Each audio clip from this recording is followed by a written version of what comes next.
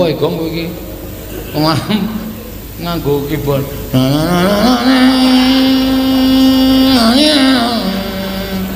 Kuwi lagu apa kuwi? Ratapan anak tiru. Sedih ta, Tru? Iki nggo ngiringi awake dhewe modar. Oh. Betapa mujur nasibku. Malang, aku seneng mujur. Malang ya ora kena. Apa nek mujur? Lambemu lah. Petro, nun. Saka ndi kowe? Saka Ngastina. Lho, ngopo saka Ngastina? Diutus Ndoro Abimanyu. Abimanyu aku ngutus karo kowe. Nggih. Nggih. Wis seru ya omongane, Tru. Cetha nesu iki. Heeh.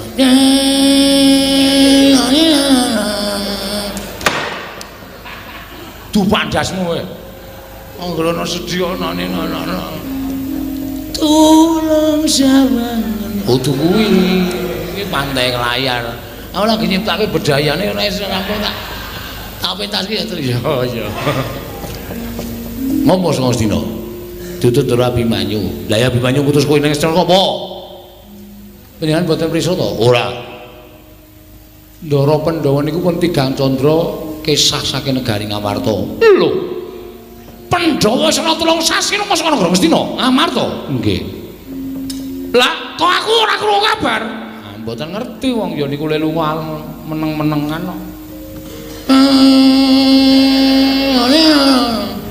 Iki wis ora tintrim ya, Gong. Atimu. Lagu opo? Lan atiku dadi siji, aku mentahimu. Mencintaimu, cine aja dilangi. Blok ora. Lah terus nyuwun pirsa kali Begawan Durna. Lah ya terus diutus Ndoro Abimanyu kaya nyuwun Begawan Durna Pandhawa teng pundi? Ning Begawan Durna mboten saged paring wangsulan. Malah kula dikeroyok Kurawa. Lho. Malah kowe dikeroyok Kurawa? Nggih. Lah terus dadi perang. Ning sepira to banggane para Kurawa? Nyatane kula ya iso menang. Lah kok kowe iso menang kok mlayu-mlayu ki opo? Begawan Durna sajake ajeng mentala kali kula sinuwun. Mentala piye? Begawan Durna mentala kali kula dheweke nggawa cundha manik. Kula ajeng dipateni kalih Begawan Durna. Wah, panos manik cacaran sekretane bawana. Begawan Durna arep mentala mateni karo Petro kandhang bolong ora lumrah manusa iki. Oh setan kowe. Gong kowe iki ngopo to? Ora nyeneni kowe to? Ora. Wah, tak kira nyeneni kowe. Tiwas tak getak. Wah, ngilangi dramatik kowe celana. Bagong ngopo? Panjenengan nusun-nusun dikira ndukani kula, kali Bagong digetak. Wo, lah ngempatke karo lafale. Ora wete karo kalimate keparat. Nggih. Lah terus pripun? Minggira Petro. Cundha manik mungsuhe Nenggala. Lah rame iki.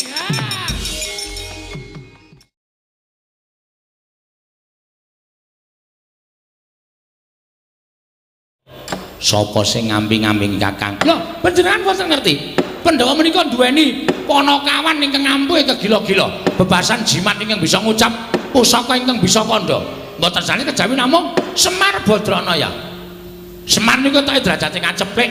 Ning nuwun sewu lho, menika pamong agung. Menika pamonging para satriya. Sapa sing caketan karo Semar sing lali dadi eling, sing bengkong tumuli dadi jejeg, sing tumindak ala tumuli dadi tumindak apik. Menika daya kekuwataning Semar Badranaya. Mula ora ana Pandhawa menika tansah kinayoman dening Sang Hyang Ismaya. Tego timbul luputing lara ora kena bilahi menika para Pandhawa. Saman ngerti dhewe to? Jaman bali sigala-gala Pandhawa diobong, kudune Pandhawa wis tekaning pati. Ning gandeng caket karo Semar, mula lolos kaya baya geni. Nalika Werkudara piran babat Wanamarta, sampeyan ya prisa. Wanamarta menika wana gawat kliwat ning tempat semut-semut tatu mati jalma mara keplayu. Alon-alon to Kakang. Ora usah kesusu. Wonomarta menika satu mara satu mati jalma mara-mara keplayu tumrap kula ngaten. Nggih. Ning nyatane gandeng nuwun sewu Pandhawa menika dicedhaki karo Semar. Pandhawa tansah caket karo Semar. Nyatane Pandhawa ora tekaning mati wonten ing Wonomarta ning malah entuk negara ingkang endahe kaluka kaya Karangga Indran inggih menika pun Ngendraprasta. Nggih. Niku kabeh dudu kok kanugrahan tumraping Pandhawa. Ning niku merga dayane Semar. Sing pancen iso ndayani sapa ingkang caketan karo Semar Badranaya? Ngoten nggih Kakang. Nggih. Lajeng lelampaning kesanesipun marambak makaping-kaping sampun nyariosaken pendak-pendak Kurawa budidaya materi para Pandhawa. Mesti gagar wikar merga Pandhawa tansah sumandhing dhateng Semar. Ning kejawi saking menika ugi wonten Nalendra ingkang tansah caket kaliyan pun para Pandhawa ingkang ugi dados pamomong pujangganing para Pandhawa. Nalendra ingkang tansah caket sampeyan mangandika sinten Kakang? Oh, mboten badhe kula aturaken. Awit menika mbebayani menawi ngantos kula aturaken saged ugi wonten ing madaning Parapatan Agung menika mangke dadi geger. Mergi nuwun sewu Dewate, mergi nggih. Menapa nggih?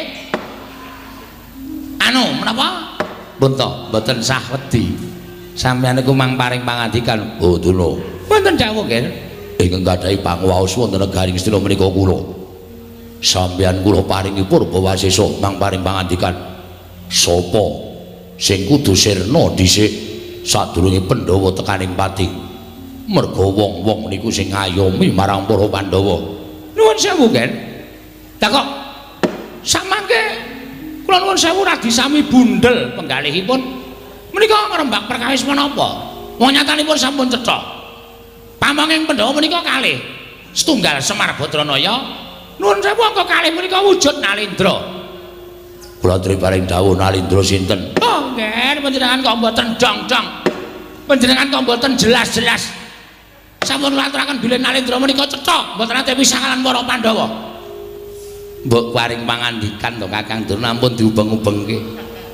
Gek napa perlune mangendika ratu iki ngoten. Oh, Dek Pati sampean kok kian mangan brutu. Bundel pikiran sampean. Sapa ya? Sapa to mang pikir to? Nalendra ireng cemani. Nuwun sewu. Sampeyan paham mboten? Nalendra ireng cemani ya menika sapa? Ah, panjenengan kowe ngendikake Prabu Kresna kok angel raja Majama.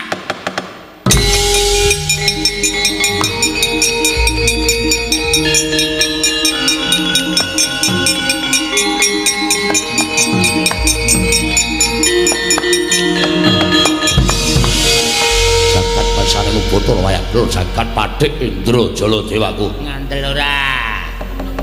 Wis pathik to. Ah, Dek Pati iki senengane mancing. Bareng ana kanan kaya ngene iki terus piye? Kanan kaya ngene iki piye iki? Badurna. Bapak Durna. Kula wonten dawuh nggih. Radi Majeng. Nggih. Ngestakaken dawuh. Sampun mriki kemawon. Nuwun sewu kula tak nuwun prisa. Mang cethake ampun mang tutup-tutupi. Nggih, nggih. Sampeyan wau maring dawuh. Yen to iki dadi pangayomaning para Pandhawa ingkang bakal iso ngayomi marang para Pandhawa niku wujuding Nalendra karo Semar. Nalendra wau sinten? Kula tak takon karo sampean mang cethake. Lek kula midhangetaken sampean Bawa Dura kala wau dereng patiya cetha, dereng patiya gamblang. Mula mang cethake. Ratu Ireng Cemani wau sinten? Oh, panjenengan nika ya aneh-aneh kok dadak takon barang menika menapa? Kula nuwun sewu. Ingin dados Nalendra pengayomanipun para Pandhawa menika ora kadang panjenengan piyambak to? Lho, kadang kula sinten? Kula dereng ngertos. Dereng ngertos napa ngapusi? Kula dereng ngertos. Kula dereng ngerti. Ingkang rayi Nata Ndarawati inggih menika Prabu Bathara Kresna menika dados pengayomanipun para Pandhawa. Inggih, krana Prabu Kresna lan Semar menika Pandhawa mboten saged dipun pejahi. Pandhawa mboten saged dipun damel sakit. Pandhawa mboten saged dipun damel lara utawi pecah. Krana wontenipun Sinuwun Ndarawati lan Semar Badranaya. Ateges panjenenganipun Bapak Durna menika lerekipun Pandhawa iso mati nek ratu karo pamonge mau disingkirke. Ngaten. Nun. Ateges panjenengan gadhahi pemanggih Pandhawa iso tekaning mati nek ratu Ireng Cemani karo Semar disingkirke. Ya ngoten lho, mboten. Nggih. Lah pripun to? Kula salah. Lho nek tak takon. Kresna menika sinten? Kresna menika Ratu Ndarawati. Saliyane Ratu Ndarawati, Kresna menika kadangipun Setyaki. Saliyane Setyaki, Kresna menika sesembahanipun Patih Udawa. Pripun das pundi? Aja guyon lho Kang, wis iki didukani kok malah sembrono. Sing dikersake anak Prabu Ngastina menika sampean mang wangsulan sing apik. Sing kula takoke mboten niku, ning Kresna menika sambung rapete apa karo Baladewa? Ah, menika rayi panjenengan. Saniki kula takon karo sampean. Nek sampean duwe adi, monggo adine bakal dikrenah patine. Adine bakal diancam patine. Oh, mesti mawon kula mboten trima. Wong sing arep ngancam patine adi kula menika, wah, upama manungsa, pun kula jotosi, kula jejeki nganti ora iso apa-apa. Menika tumrap kula. Lah gene iso omong. Lah nggih. Lah kene sampean iso omong. Lho lah nggih wis omong kecilik iso omong lho. Lah kersa pripun to? Sampeyan aja gawe gempung atine Baladewa. Sampeyan aja gawe gempung atine Baladewa. Nek teng niku wis kebacut nesu, kula ora etung-etung teng niki papan pasewakan teng kula etung-etung teng niki pengundi. Nek sampeyan gawe murine Baladewa ana pendhita gelandang nenggala. Apa ora? Pun kek wangsulan. Sinten sing gelandangan niku lho? Nuwun sewu lho, gelandang nenggala. Oh, kula kinten nek ragune Roma Irama. Gelandang jangan gelandang. Begadang. Pendhita kok kupinge jampeng. Mangendika. Mangendika. Kira-kira sapa sing arep mateni Yai Prabu Kresna? Kira-kira sapa sing arep gawe patine Yai Prabu Kresna? Yai sepuh sing padha lengkenten iki mang wangsulan. Apa Bawadurna dhewe? Apa paman Harisenguni? Menapa Yai Prabu Duryudana nek pancen iso gawe cilik loro gedhe tekani pati Yai Prabu Kresna, tak kilani dadane.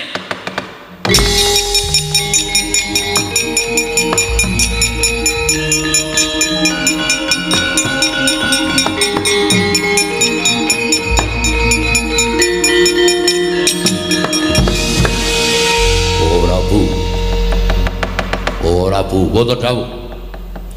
Mriki menika wonten negari Ngastina, sanes wonten negari Mandura. Panjenengan nuwun sewu ngumbar dhateng dedukan wonten ing dadi negari Ngastina. Bawaduna wantun matur menika krana kula ingkang paring dawuh, mila menawi paduka mboten trimah bab aturipun Bawa Prambadurna. Sampun ngantos mboten trimah kaliyan Bawadurna, ning kula aturi mboten trimah kaliyan Duryudana. Yai kula mboten wantun, rai mboten wantun sampun ngantos ngumbar pangandikan ing kados mekaten. Menawa kintenipun Bawa Prabu menika kula nuwun sewu gadhahi panguwaos tunggal wonten negari Ngastina. Nanging kula mboten mathuk, kula mboten condhong. Lan kula mboten sarujuk menawi Yai Prabu tansah ngrembak dhateng pejahipun para Pandhawa. Nek ora mathuk, ora sarujuk, kenging menapa sampeyan lenggan enak-enak wonten negari Ngastina. Sila tumpang kendangan dengkul. Nek ora cocok, ora mathuk, ora rujuk. Tumrap kula nggo ngapa ngrungokke guneman sing ora mathuk. Oh nggih, nyuwun pamit kula wangsul dhateng Kalimantan.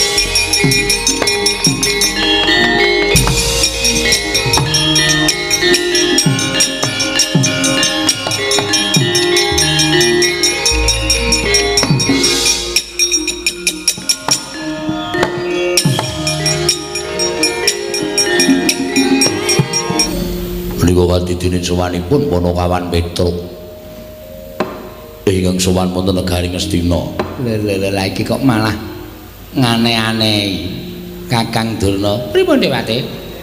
Petruk kalian Bagong sowan wonten negari Ngastina. Oh, dasare wong ora duwe. Dasare wong sekeng, wong melarat. Saura-urane nuwun sewu nggih, Petruk sowan menika mboten badhe geseh, tertentu namung nyuwun paring-paring. Lajeng ngaparingana? Petruk, kowe butuh apa? Mangke menawi Petruk lajeng matur tumuli kaparingana. Dana Prabaya butuhmu pira? Yen kowe butuh sumbangan, sumbanganmu kowe njaluk apa? Terus diwenehi, terus kon lunga. Mboten pantes menawi ngatasipun menika Datulaya papanipun para her-her, papanipun para luhur, papanipun para pinulya kok ming dienggo drajikan kere-kere kados ngaten menika. Piye, Gong? Santai. Ora usah kesusu. Apa awake dhewe iki wis wangun dadi wong ngemis lho. Ketoke wangun. Dengkulmu ya ora. Lah iki sowan kok tiba-tiba Begawan Durna kok ngendikane kaya ngono. Durna iki suarane atos terus. Rasa tok gagas, wis santai wae. Wis gak matur apa perlune. Petro, wonten dawuh sinuwun. Padhararja sak praptamu. Tansah pinanganing kawidadane ring sambikala bekti kula kunjuk sinuwun. Ndak tumpuk pangestu tampanono. Kula pundi nggo jimat paripin dayana ing kasantosan. Petro padha slamet sak praptamu. Regana pati senggone wilujeng bekti kula kunjuk. Iya Petro. Tak tampa pangestu tampanono. Punakawan Bagong Padhararja sak praptamu. Berkahipun sinuwun Prabu Duryudana wilujeng sowan kula. Bekti kula kunjuk sinuwun. Iya, Bagong tak tampa pangestu tampanono. Kula pun dinggo jimat paripin dayana ing kasantosan. Bagong padha slamet sak praptamu. Pangestunipun Rekyana Patih Senggone wilujeng bekti kula kunjuk Rekyana Patih. Iya Bagong tak tampa pangestu tampanono. Kula pun dinggo jimat paripin dayana ing kasantosan. Oh, Petro kantong bolong padha slamet sak praptamu. Slamet ora peduli apa kowe. Lho. Kok wangsulamu kaya ngono? Apa kowe ora nyawang ento Begawan Durna kuwi suwijining brahmananing Narendra. Aku kuwi piyayi kowe dibagekke kok. Ucapmu sampe naik dhewe. Napa pun pantes nek wong kaya kula niku sowan ratu kok minganane ming ngemis. Kula tak takon karo sampeyan. Apa Petro iku ndang nang nggone sowan piyayi luhur, apa kondang Petro ki nek sowan wong duwe ming arep jejaluk? Apa kondange kaya ngono? Mestine kaya ngono kuwi. Wong ora duwe ki nek sowan karo wong duwe mesti ming arep jejaluk. Ning Petro ora kaya ngono kuwi. Alah, ora usah dadak silak karo atimu. Nek pancen arep jaluk-jaluk kok. Nuwun sewu, Mbah. Sampeyan niku senengane ngendak karo gunaning jalma. Senengane sampeyan niku ngidak karo sak pepadane. Kula ora seneng nek carane kaya ngono kuwi. Mula nek sampeyan mbageke kula nuwun sewu nek kula ora wangsulan mergo sowan kula Petruk niku apik-apik kok teng mriki ming suarane elek. Dadi atine Petruk mangkel karo sampeyan. Lho, nek mangkel karo ngapa kowe? Kowe nek mangkel karo ngapa? Iki ana pendhita aplotroke kathoke tenan lho. Truk, sing sabar. Aku ora ngomong to. Biasane sing ora sabar iki aku ning aku saiki sabar. Oh, kok iso sabar? Mangan ayam goreng. Oh ayo. Aku saiki wis iso sabar. Ditampa pangestunipun Pandurna wilujeng bekti kula kunjuk. Tak tampa pangestu tampanono. Nggih. Rada mangkel sajake. Bagong Padhararja. Pangestunipun Begawan Durna Sang Maha Pandhita wilujeng bekti kula kunjuk Penemban. Oh iya tak tampa. Pangestu tampanono. Lah kaya ngene iki lho. Wong ora tau segetan aten, ora tau neson. Selagine kowe iki luwih tuwa tinimbang Bagong kok kowe iki gampang murup atimu. Bagong iki malah saiki sabar. Bagong iki malah saiki atine ketok nek gedhe. Ditimbali kaya ngono ya wangsulane apik. Terus, ora nesu, ora. Wis tak sabarke kok, Gong. Pangestunipun Penemban Durna wilujeng bekti kula kunjuk Penemban. Ah ya tak tampa.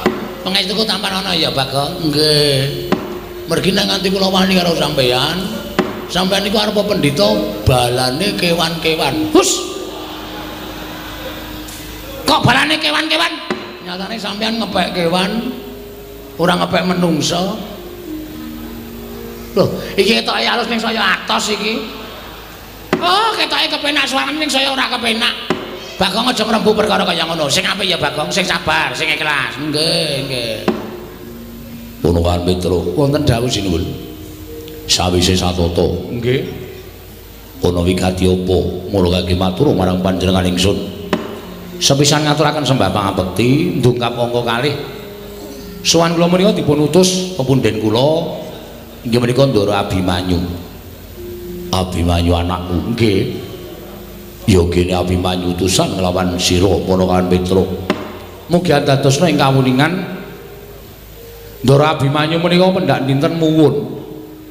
Krana kacariyos sampun wonten 3 jandra ingkang kelengganing dinten sak mangke menika.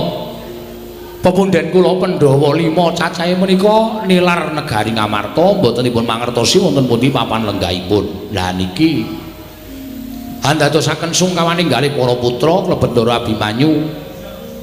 Monggo mboten dipun mangertosi wonten pundi lenggahipun para Pandhawa. Ora ana baban ingkang menga, andha ingkang sumendhe banon kang tinumpuk mboten wonten. Malah sampun boten kirang-kirang Ndara Abimanyu menika nyuwun priksa yanging sabdawarga ngrawuhaken para brahmana winasih sewa sugata miyang para nimpuna supados nambah utawa madosi wonten pundi lenggahipun para Pandhawa nanging gagar wigar tenantuk karya. Tumuli nalika semanten petang-petangan kali kula diitung-itung sapa pendhita sing urung disuwuni prisa.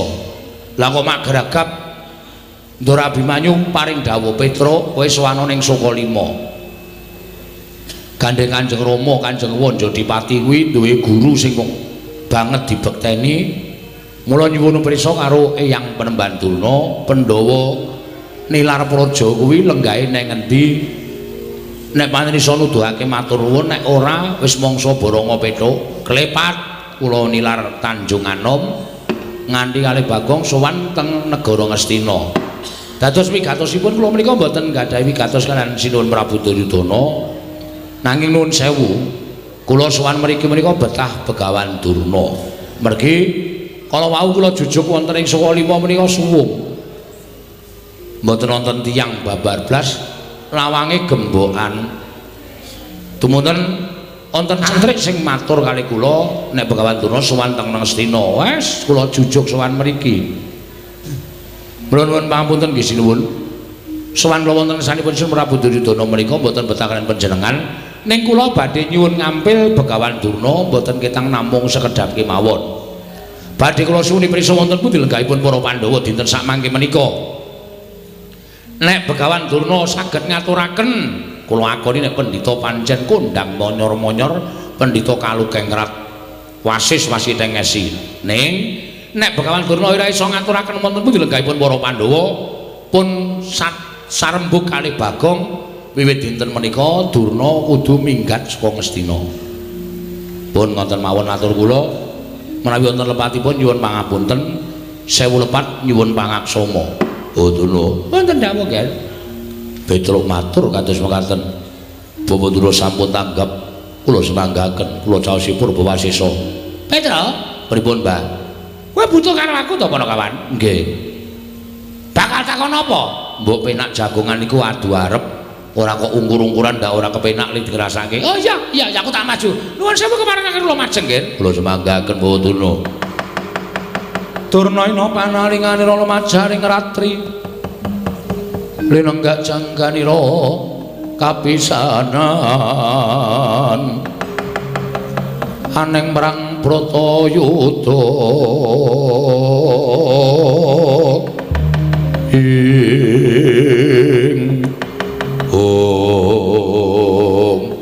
Petra, pripun, Mbah? Kowe butuh takon karo aku? Nggih. Takon apa? Kacariyos Pandhawa menika sampun tigang candra nilar negari Ngamarta. Dadosaken susah penggalipun Ndara Abimanyu, kula nyuwun dawuh. Menawi Penemban Durna menika pandhita ingkang pinter saestu lan ngertos sadurunge winarah, kula ajeng nyuwun priksa. Pandhawa niku lenggahi teng pundi saniki tasih sugeng napa sampun boten wonten Bapa Penemban Durna utawa Eyang Penemban Durna kula aturi paring dawuh simbah pendhita kula aturi paring dawuh Pandhawa saniki teng pundi nek pun kecetha keterangane ajeng kula jujuk papan lenggahi para Pandhawa ajeng kula jak bali teng negara Ngamarta kula kanthi kondur wonten negari Ngamarta gandhok plekundhuk swalu gembol sumarante hawala Petra pripun wis pirang-pirang dina iki tak arep-arep kok ora ana wong takon tentang Pandhawa. Lah kok dadi kowe tekono ing kene? Kowe takon Pandhawa lungane menyang endi? Kepasang Yogya katuju ing Nginu. Aku nek kowe takon karo Begawan Durna, kuwi wis pas, kuwi wis mathok, kuwi wis dadi niatku bakal nuduhake menyang endi dununge para Pandhawa. Alhamdulillah, Gong. Begawan Durna ngerti. Pandhawa lenggahe endi? Wis gak ditakoni ae gak dijuk. Pandhawa gejak kondur terus. Nek kira-kira Begawan Durna ngapusi, ora usah melu-melu wak pacule sirahe engko. Konjur tegel pacule semen. Lah piye nek pendhita apus-apus si arep ngopo? Urip ya mung ngapusi kono kene. Aulung modar malah wis ora kokean omongan. Sabar ya Bagong, sabar. Pacule urung ana. Ha mengko aku gawa. Aku dadi sakepenakmu kowe. Teng pundi? Petra. Nun. Kok sik aku tak takon karo kowe. Dasarmu apa nek aku ora ngerti kok kowe arep nundung karo Begawan Durna? Durna kon minggat saka negara Ngastina kuwi dasarmu apa? Kowe iki mung gedibal. Kowe iki mung Panakawan kok ngelungake Brahmana kaya aku. Dhuwur derajatku nang negara Ngastina. Dhuwur derajate sampeyan nang negara Ngastina ning sampeyan ora duwe hak kewajiban tumrap negara Ngastina. Lho, kok iso kaya kandha kaya mangkono? Lah nggih. Dasarmu apa? Dasar kula melu duweni negara Ngastina. Sina Prabu Duryudana menika mung ratu wakil. Niku ora duwe hak tumrap negara Ngastina. Sing duwe hak tumrap negara Ngastina menika para Pandhawa. Monggo Pandhawa niku momongan kula tur upama ditelusur babagan sejarah. Petruk niku ngewangi udak-udak. Petruk niku ngewangi gotong semen mikul wedi jaman bangun negara Ngastina. Mula nek kula niku nundung sapa wae teng saking negara Ngastina sing ora duwe hak tumrap kewajiban negara Ngastina kula sah ento. Ngoten. Kaya sampeyan niku nek Ngastina dilenggahi pendhita sing ora ana nyatane sing putih ming serban karo ketune ning atine kuning jerone ndok bosok kula ora trima. Lho wong sampeyan minggat sing mriki. Ha to, Gong? Cocok. Ora minggat yo giajuli ya, Tru. Sabar, Gong. Aku sabar kok, Tru. Ya. Ora sak gampang nesu ora. Maton to dasar kula. Dadi arep sapriki niku sing dadi lenggah dampar Prabu Duryudana ning Petruk duwe wenang tumrap negara Ngastina. Kula sing bangun Datulaya, kula sing ngewangi udak-udak, kula sing ngewangi gotong bata, kula sing ngewangi makani para pekerja-pekerjane kula niku ya duwe andil tumrap negara Ngastina. Dadi aja dimengke. Sing duweni Ngastina niku mung para-para pengarep-pengarep boten. Pengarep niku duwe pikiran ning sik temandang ora ana apa arep dicor nganggo pikiran. Pikir, Mbah. Badan semanten ugi sing mikir ora ana nek ana sing tukang nyambut gawe ya ora mlaku. Mula loro-loro niki dadi siji. Aja diya diniya nek ora ana aku, ora bakal dadi kaya ngene. Sakniki tembung kaya ngono disingkirke. Niku tembung sing mikolehake awake dhewe, tembung sing gumendhung mergo awake dhewe. Aja ana aku, niku pun mboten jalan, sakmenika pun mboten jalan. Sakniki menungso niku kedunungan pikiran, kedunungan ati, kedunungan rasa. Nek gelem gumregah, ngumrembihake tangan, jangkake suku, pikire gelem diolah. Niku napa-napa bakal kelakon. Mung kari gelem apa ora, tembunge keset apa ora. Nek keset ya dadi wong rekoso, nek ora mesti entuk dalan rejeki. Niku tumrap kula ngoten. Diar Petruk iso dadi moden ya, Truk. Nek mejang gleling ya Petruk iki. Tur kenyataan kuwi ora mung omongan tok. Dadi nek sampeyan ora iso ngandhake ndara-ndara kula Pandhawa, tenan, kula ora mung ngomong goro. Kula ken lunga sing mriki. Kula ken ngangkati sandangan sampeyan lemari-lemari kula ken ngangkati tumpake gerobak terus minggat nduh teng pundi sampeyan papan pernahe. Nek aku lunga mesti digoleki para Pandhawa. Kula sing matur. Nek Durna wis lunga, kowe mesti didukani karo para Pandhawa. Nuwun sewu, Pandhawa ki arep juragan kula, kali kula wedi. Kali kula ngitung. Mergo apa? Pandhawa ki niteni karo kabecikane wong liya. Ngoten. Pandhawa ki niteni karo dharma bektine batur-batur kaya kula niki. Pandhawa niku ora tau lali karo dharma bektine kaya kula. Mula arep kula niku ora sowan mbok suwene 7 taun. Nek kula tiba-tiba sowan ta negara Ngamarta, dirangkul karo para Pandhawa. Petruk tanpa kowe aku ora iso kaya ngene. Petruk tanpa kowe Pandhawa ora kaya ngene kahanane. Niku lho apik-apike bebudene para Pandhawa. Mongko wong kaya ngoten niku angel, golek-golekane angel. Ngoten. Dadi kula suwun sampeyan niku nek umpama dadi piyayi ya ngelinga karo lelabuhane para kawula-kawula, ngelinga karo lelabuhane karo wong-wong cilik. Nggih, aja sak kepenake dhewe. Ngoten. Petro, nun. Barang kowe kandha kaya mengkono aku pengen jujur karo kowe. Jujur napa? Blaku tang terus terang aku ora ngerti Pandhawa nek ndi. Lah kok wae muni ngerti. Aku memang kepengin nutup-nutupi. Neng barang kowe ngandhake kaya ngono kok terus luwe becik aku jujur karo kowe ning nuwun sewu nek kowe ngelungake aku ora gelem. Lah nek ngoten kula peksa. Lah nek kowe maksa karo aku, tegese kowe ngejak sulaya karo Begawan Durna. Kula sulaya karo sapa-sapa ora wedi waton kula menika bener. Ngoten. Nek pancen sampeyan ngejak sulaya karo Petruk, sampeyan ora gelem lunga saka negara Ngastina, mergo iso ngandikake Pandhawa lungane nendi? Lah nuwun sewu, teng pundi pampane wong neter kanthi dayan. Lho, wani nang karo Begawan Durna sing kula wedeni apamu metu jaba Petruk Kowe metu njaba dhisik sampurnaning paselakan. Aku meneh keterangan karo kowe. Janji goro ditenono. Oh, ana pendhita tak ileng-ileng kane.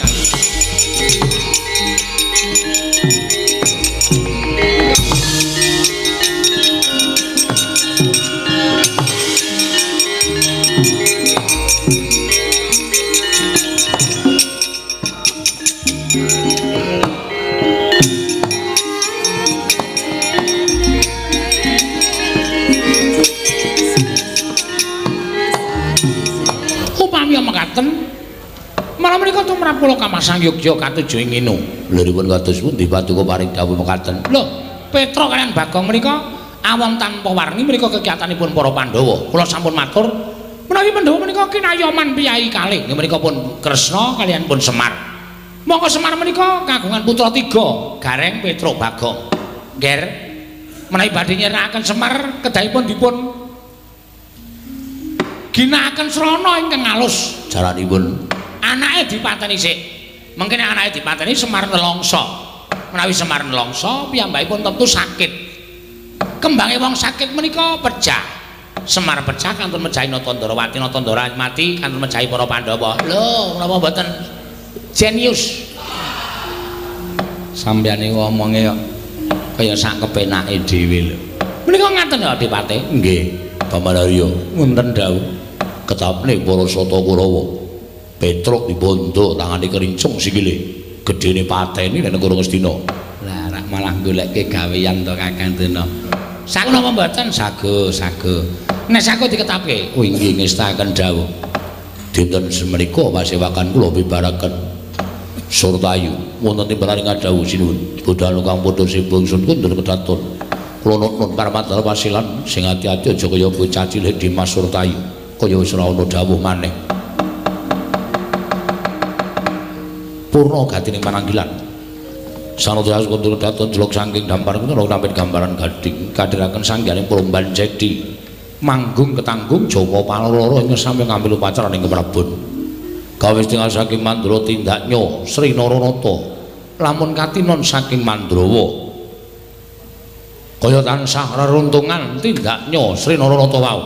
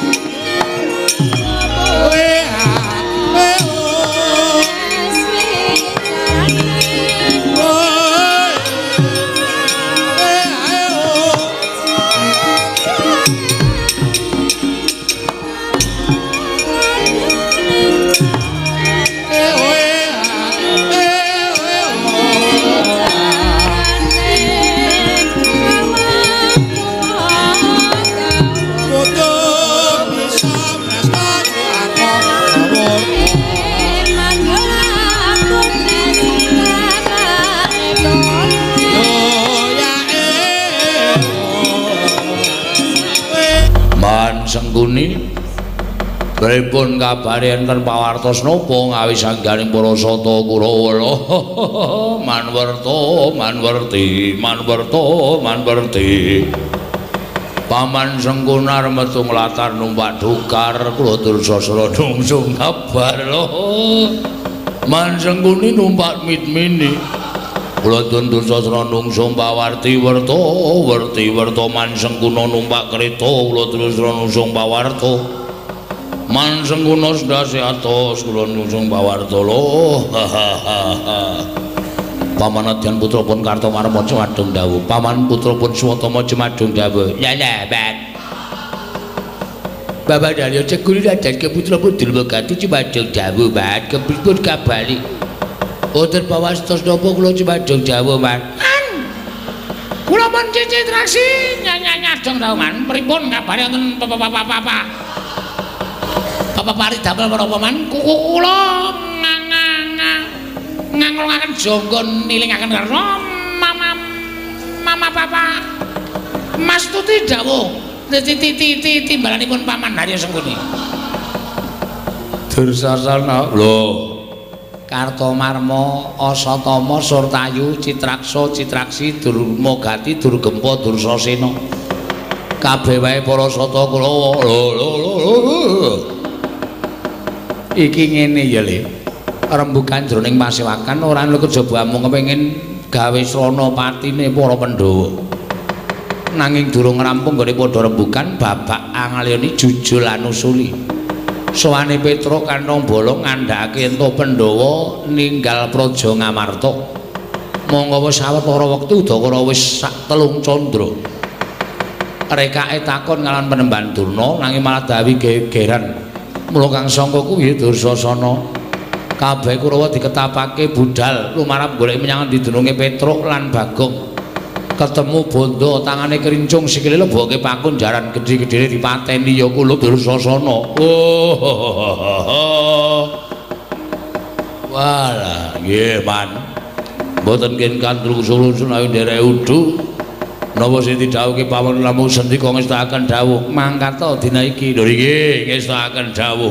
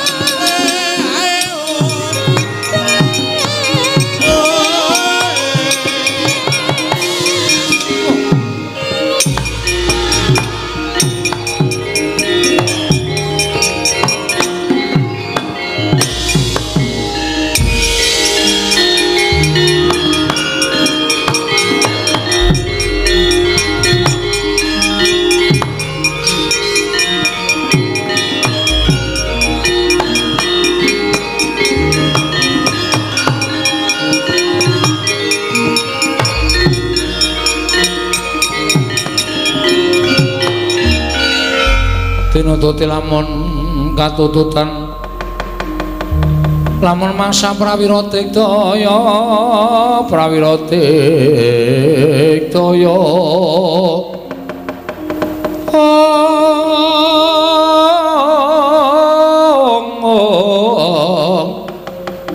Runangkono magawe kelari rawang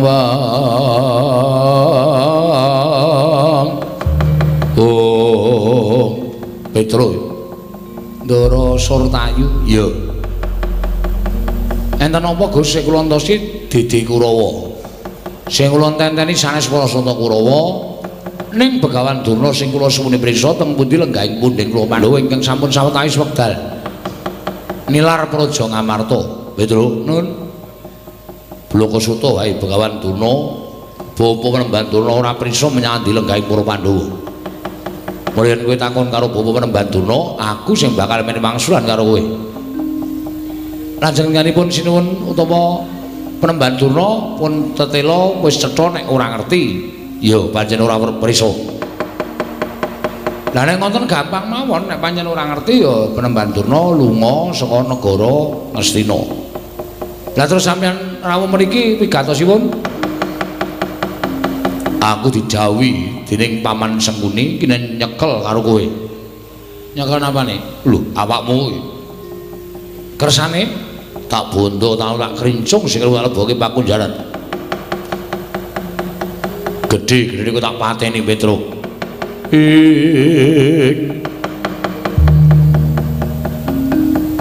Kagat risang kapirang urinangkul kinempit kempit dosang reknaning bawana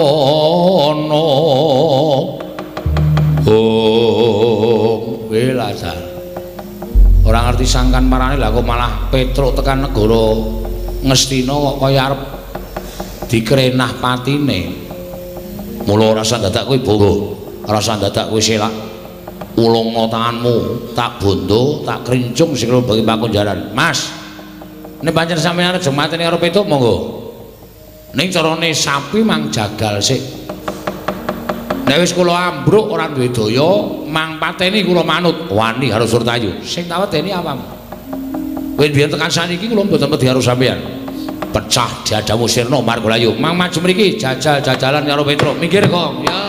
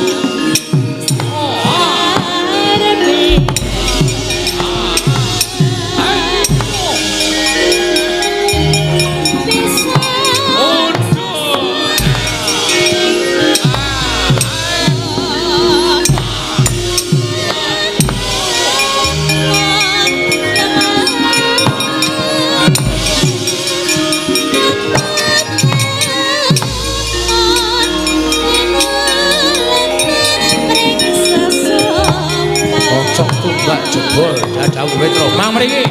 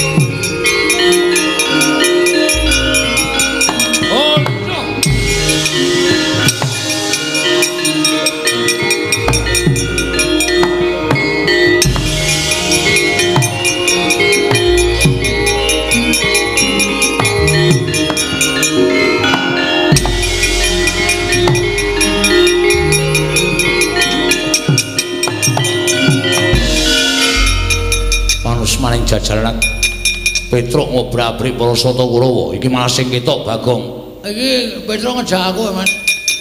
Nek aku ora tumandang karya, nek aku ora nyambut gawe dikira aku ora ngewahi karo Petruk. Lho, wani karo Kartomarma. Aja kok ming Kartomarma. Karto ndelosor aku kan. Wih, iki merganing patimu sirna dening aku. Ayo, panggawa tak ayoni. Kene marganing patimu Singalena Prabing Lalis. Lakon dadi penjangkamu. Iki merganing iki arep wis kapan. Kok meng ngono-ngono wae. Mati dening aku. Nggo gaceng sirahmu wae mo karo Marmo.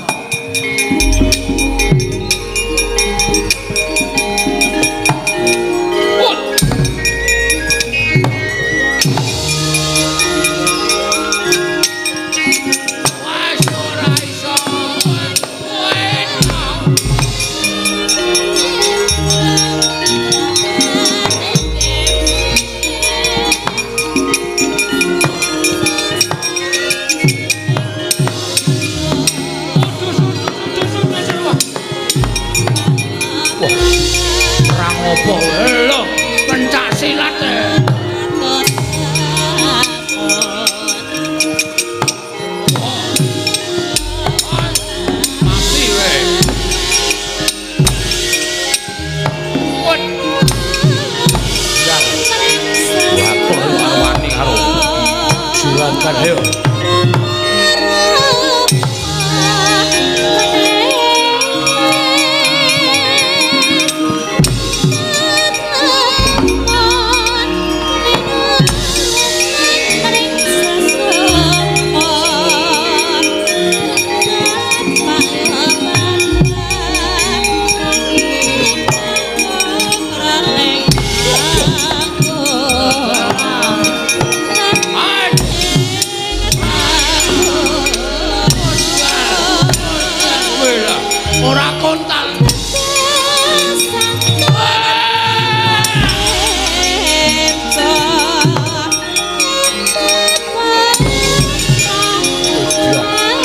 Sirah pada kebal rene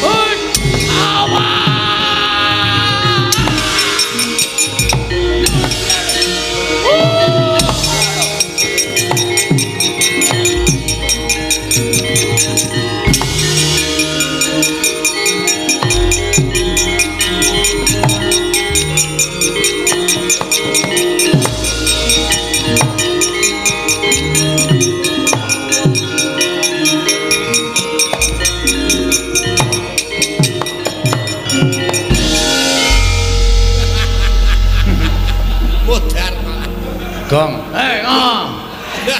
ngantel jasmu ya. Ora kok. Kuwi ngopo ya, Gong, kok matane abang mendem ya. Oh, ayo mulane. Aku nek ora ngene iki ra wani, Tru. Ngombe apa ya? Spiritus. Wis saiki ora ana golek minuman wis ora ana. Spiritus tak kake Coca-Cola ombe. Dilalani. Waduh. Wis payah kowe.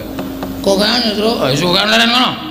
Wong arep perang kok dadak gedhekke ati ngono kuwi ora entuk kon gedhekke ati. Oh, kapokmu kapan kowe? Ah ya wis. Haji kono. Ngopo kok malah muring-muring dhewe? Asma lasirun mah mlaku-mlaku. Lasirun iki sapa? Tukang ngeson.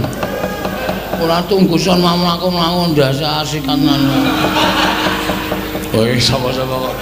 Asma. Tenan. Tenan. Ayo kesel yo. Dadak ombeni barang ping arep perang Karto Marwo dadak merno-merno. Ora sampe mlak trajangi dhewe le. Oke. Hati-hati ya, Tru. Ana kira-kira wae alah ngomong aku sae. Oh iya. Ana sing ngene ya. Ora ati harus iso. Ah iya. Wis ora pandang brutu. Apa? Pandang brutu. Pandang bulu. Waduh, mau tenan aku, Tru. Ya wis ora usah maju, tak maju. Soale aku nek konangan mah tak keplak yo, Gong. Wong lurape kok dienggo. Ulung sawangan aku. Ora dari nak mana, Tru? Ngono ae dari nak mana? Ya wis ngono ae ndang duwe ning kene rasa perang. Nandang. Wah.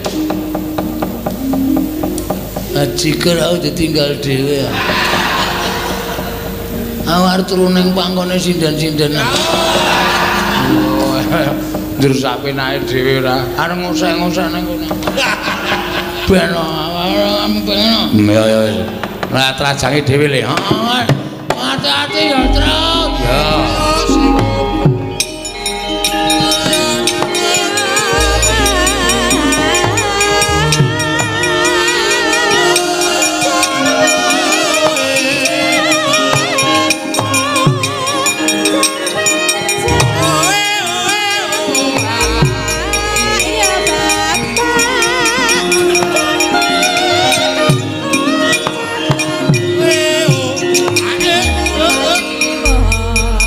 Jah kula man. Petruk seprika sepriki mboten sesuda kekuatane. Ning malah saya mempenge mboten kanten-kanten kula sumanggaken. Kowe iki pangeran pati kok kalah karo Panakawan. Nyatane kawon diun menapa-menapa kawon yo kalah ora sedak kok ngomong. Wah, edian. Bagong perang kali kula. Bagonge mungsuh Kartomarma nggih. Tandange ngawur. Wah, wis sanjake kaya wong pinter pencak ngene. Wah, kok rusuh kula mboten wani musuh Bagong kula semanggaken. Jengklit barang sapenake dhewe. Lah dalala sapa sing urung maju iki sing arep maju? Swatama wonten dawuh. Maju le, nggih ngestaken dawuh Petruk. Mboten manut kan kula ajar. Wis sakarepmu pateni ya kena iki.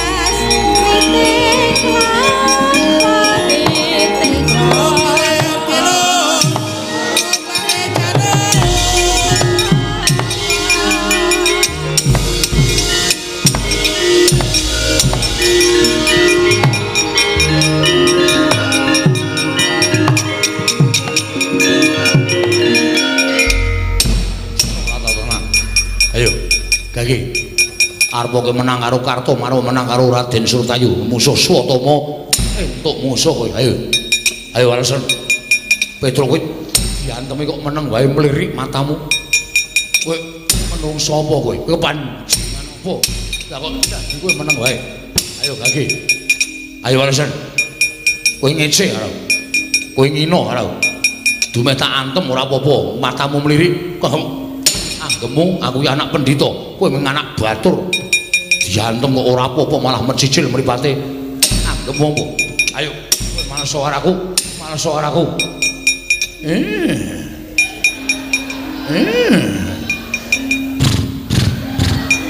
Tuprok, tuprok, tuprok. Rasa melu-melu.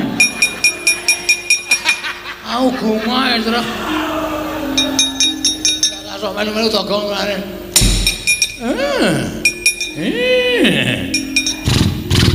Tuprok, tuprok, tuprok. Kowe diantung kok malah hahi-he hahi-he.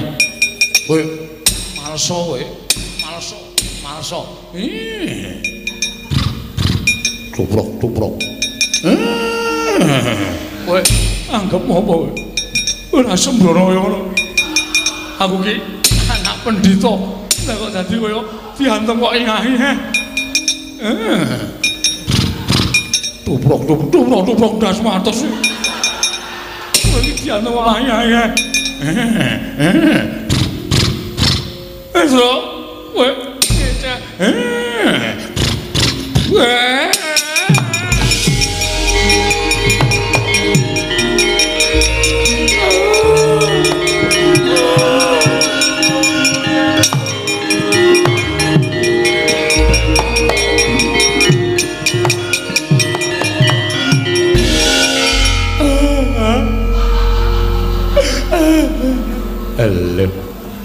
Iki ngapa iki? Prajurit maju, ora katon tatu kok mundur nangis. Man, ngapa? Ati kula sakit, Man. Kok lara kenapa? Manah kula sakit. Petruk kula jotosi. Lah iya, aku ya weruh. Nggih, Man. Petruk kula antemi sak manut karo karep kula sak mempeng-mempeng kula. Kula ken males ora gelem males ning matane mecicil. Bareng gelem males niku mboten ngantem. Piye? Ngenten iki, Man. Terus cangkeme ngenten iki. Terus iki le tuprok tuprok tuprok. Wonten niku, Man. Niku bola-bali niku suwe-suwe tak rasake ati kula saya lara. Saya lara terus kula nangis. Adik anakku ngger satama. Pulo-pulo bejamu dadi 20. Mula ya Petruk ki ngerti sejarahmu. Dikon bales ora bales ning malah ngono kuwi. Niku artine napa, Pak? Teng ati kula kok lara banget. Kuwi tegese Petruk ki ngece karo kowe. Lho, ngece bab napa? Ngece nek kowe kuwi anak jaran. Paman ampun clumetan. Kula niki anak pendhita, ibu kula widodari. Widodari ning keleke papat. Kok keleke papat? Sikile papat. Mbokmu kuwi jaran. Man. Ngono patih tak jotosi tenan. Ibu kula niku widodari. Widodari ning biyen jaran. Jaman di ngono bapakmu. Kuwi wujude jaran. Napa nggih? Beda mongi kok. Mula kowe sikilmu duwe tlacak kaya ngono, rambutmu kaya suri merga kowe padutan karo jaran. Aja kuwatir iki dilongkas ana Bupati Kap. Kowe melu ora? Bupati Kap napa? Lho, balapan jaran. Kowe ra ya iso mlayu to, engko paman wong tak ajar to. Loro atiku. Monggo Kanjeng Rama niku crita kalih kula nek bojone niku garwane niku ibu kula niku widodari. Widodari ning doyan suket ateges jaran. Edian. Biyen ning lakoni pripun nggih, Man? Lah ya mbok. Aku ya ora ngerti kaya. Wong bapakmu ki dikira jamak-jamak. Napa riyen niku dereng ngenten wong ya nah. Ning bapakmu ki mbok menawa pas bingung. Usah-usah ning lakon. Lara ati. Dekno ning pertapan kondange pendhita garwane widodari. Jebul ming tukang narik andong. Ayo kuwi. Bahas apa iki? Bahas apa? Mboten bahas napa-napa mung genahke kok. Sampeyan niku wong tuwa napa bocah? Sampeyan niku wong tuwa napa bocah? Lah nggih wong tuwa semene bocah entek-entekke kempongan. Ngerti sotama niku bocah ora ngerti ora ndunung omang dunung-dunungke.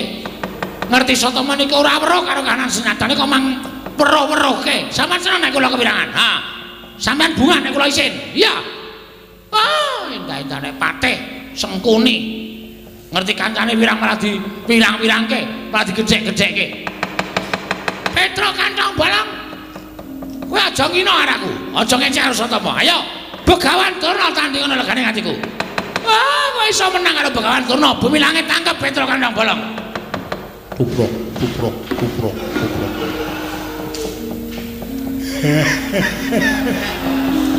Kono guyu kono. Bahagia. Hah? Sukacita kowe. Nek ana wong kepirangan kok senenge ora jama-jama penyakit ora. Ayo Petro. Adu atos sing balung mleting kulit. Yen perlu kowe nggawa pusaka. Pusaka apa? Aku ora bakal wedi. Ayo ponokan masuk lekane atiku. Tubrok, tubrok, tubrok. Tubrok, tubrok, tubrok. Bagong metem. Tubrok. Tubrok. Isih metem. Tolong rungokna.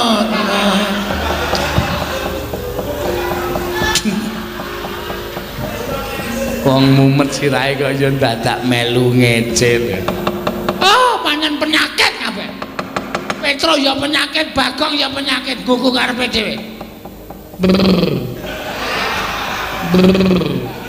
Iya. Cobrok. Cobrok. Yuk. Halo. Ditirokke nek jarane jengking. Jengking dasmu kuwi. Penyakit ora. Oh, senengane kok ngece karo. Ya Petro. Kowe ngejak apa? Kuat nadai Kiai Cunda maneh. Oh, nglakon meguru karo kowe. 20 tahun keparat. Tubrok, tubrok, tubrok, tubrok. Dobrak, dobrak. Toprak, toprak, toprak. Siamene malah ngejak setar balapan jaran. Aku ki gumun karo Petro ki. Biyen sik ngabari sapa ya? Kok iso ngerti? Ponokawan mongko ora ngerti jaman nom-nomane Kakang Prembandurna. Iya. Oh, pancen Perot.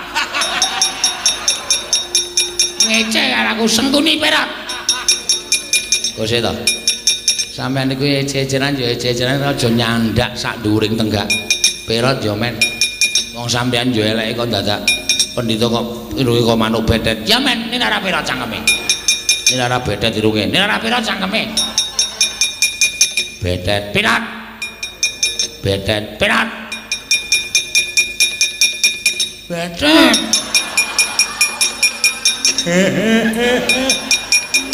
Bagong tak linggis ndase tenan kok.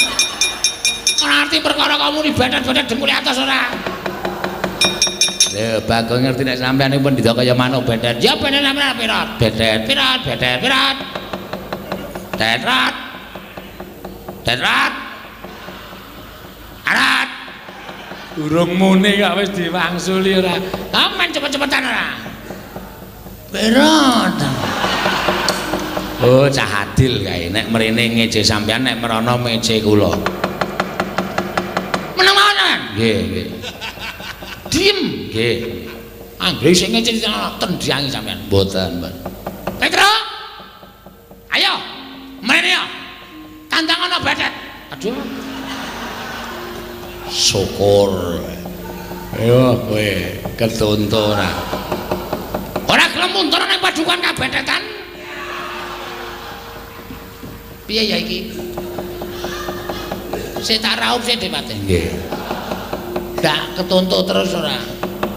Nek sampean mboten raup, kula percaya malah mangke sampean ming munamuni betet terus.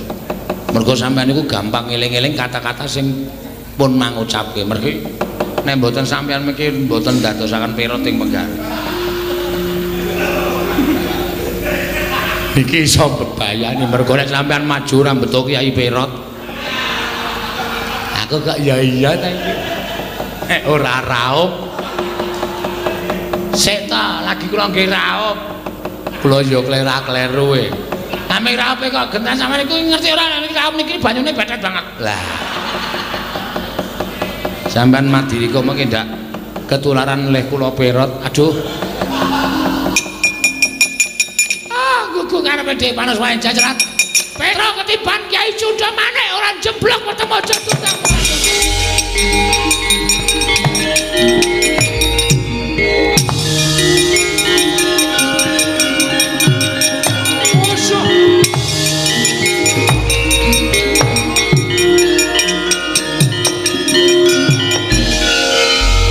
Oh lah, kawan Durna kok ngamuk tenan. Nggawa Cunda maneh. Muruk mubiar kaya ngono kae. Gong, le, mlayu le, mulih ayo mati tenan ade.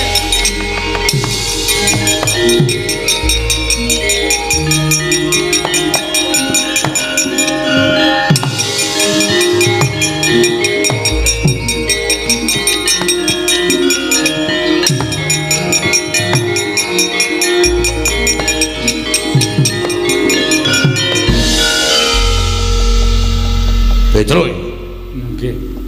Oh diar. Rono ketemu Durna, rene ketemu Sinuwun Mandura. Petro kantong bola. Gawe geger negara Ngastra, menungsa wae glandeng ning kono. Diu. Kelungkung.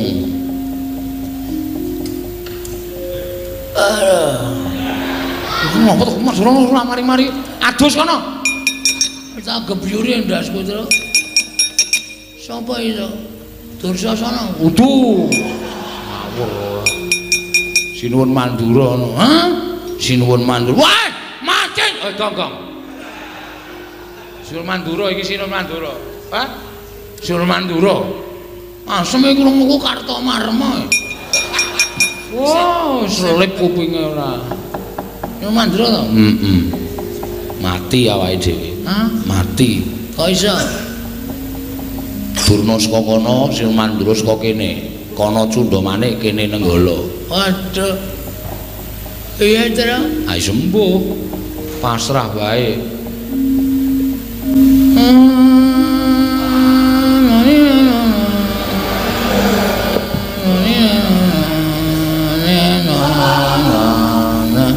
Ngopo Gong kowe iki? Nganggo keyboard.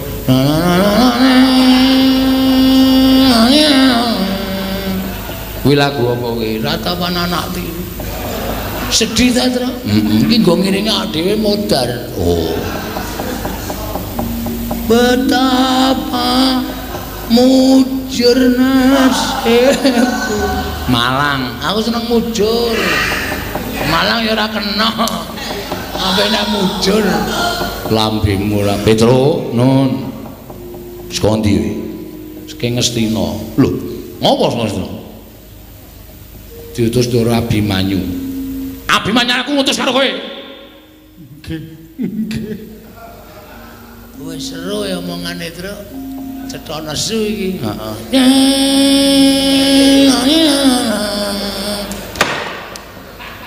Dupandasmu kowe. Anggrana sedhi anane ana. Tulung sawangen. Oh kuwi iki pantai layar. Aku lagi nyiptake bedayane ora iso rampung tak pentas ki ya, Tru. Iya. Ngopo Ngastina? Ditut Ndara Abimanyu. Lah ya Abimanyu ngutus kowe ning Ngastina apa? Panjenengan boten prisa to? Ora. Ndara Pandhawa niku pun tigang candra kisah saking negari Ngamarta. Lho. Pandhawa wis ana 3 sasi mosok ana Grestina. Amarta. Nggih. Lah kok aku ora krungu kabar? Ah, mboten ngerti wong ya niku le lunga meneng-menengan kok. Iki wis ora tintrim ya, Go. Atimu. Lagu opo? Lan atiku dadi siji, aku mentaimu. Mencintaimu cine aja dilangi. Blok ora. Lah terus nyuwun pirsa kali Begawan Durna. Lah ya terus Diutus Abimanyu kaya nyuwun Begawan Durna Pandhawa teng pundi ning Begawan Durna mboten saged paring wangsulan. Malah kula dikeroyok Kurawa. Lho. Malah kowe dikeroyok Kurawa. Nggih. Lah terus dadi perang. Ning sepira to banggane para Kurawa? Nyatane kula ya iso menang. Lah kok kowe iso menang kok mlayu-mlayu ki opo? Begawan Durna sajake ajeng mentala kali kula sinuwun. Mentala piye? Begawan Durna mentala kali kula dheweke nggawa cundha manik. Kula ajeng dipateni kalih Begawan Durna. Wah, panos manik cacaran sekretene bawana. Begawan Durna arep mentala mateni karo Petro kandhang bolong ora lumrah manusa iki. Oh setan kowe. Gong kowe iki ngopo to? Ora nyeneni kowe to? Ora. Wah, tak kira nyeneni kowe. Tiwas tak getak. Wah, ngilangi dramatik kowe cenah. Bagong ngopo? Bagong ngopo? Panjenengan nusun-nusun dikira ndukani kula, kali Bagong digetak. Wo, lah ngempatke karo lafale. Ora ngerti karo kalimate keparat. Nggih. Lah terus pripun? Minggir Petro. Cundha manik mungsuhe Nenggala. Lah rame iki.